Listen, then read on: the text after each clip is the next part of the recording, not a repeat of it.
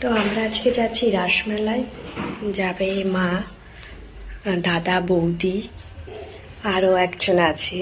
তো এই যে মিহিরানি এখন ঘুমাচ্ছে, ঘুম থেকে উঠবে, উঠে রেডি হবে, রেডি হওয়ার পরে আমরা সবাই একসাথে রাসে যাব। তো চলো শুরু করি। মিহি বেরু বেরু করতে যাচ্ছ? আমি কোথায় যাচ্ছ তুমি বলে দাও, কোথায় যাচ্ছ? আমরা মেলা দেখতে যাচ্ছি। কোন মেলায়? রাসে? রাস মেলা।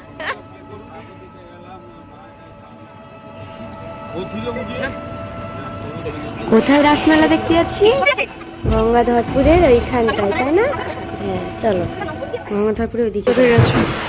রাস হয়েছে পাথর প্রতিমা যাওয়ার ওই রাস্তায়, গঙ্গাধরপুর পরে, সেই গঙ্গাধরপুর থেকে খানিকটা গেলেই রাস, ওখানেই রাসমেলা হয়, অনেক বড় করে হয়। চলো তোমাদের দেখাচ্ছি কতটা।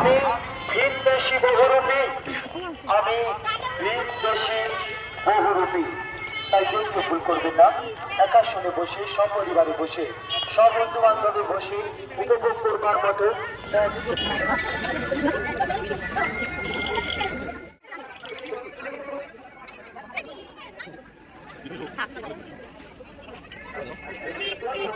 কলকাতা মুকুন্দপুর আমাদের রাধা মাধবের মূল মন্দিরের মূল প্রতিমা উনি দান করেছেন।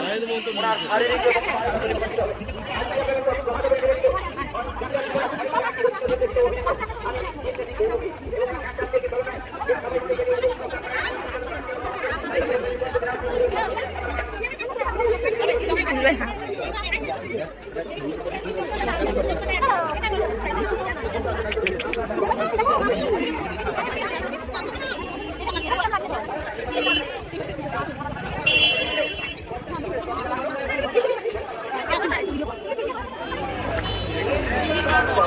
ভাই কই?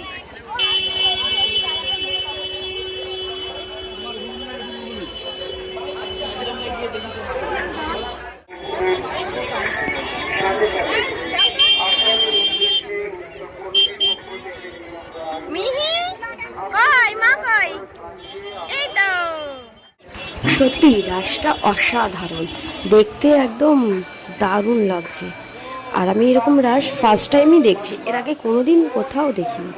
আর আমি দেখিনি বলতে জল ট্যাঙ্কি দেখেছি, আর এই দ্বিতীয় এখানটায় দেখছি। তো সত্যি খুব সুন্দর হয়েছে। পাথর প্রতিমা থেকে এসে 50টি টাকা মেলার মিষ্টি দ্বীপ 50টি টাকা নিয়ে যাচ্ছে।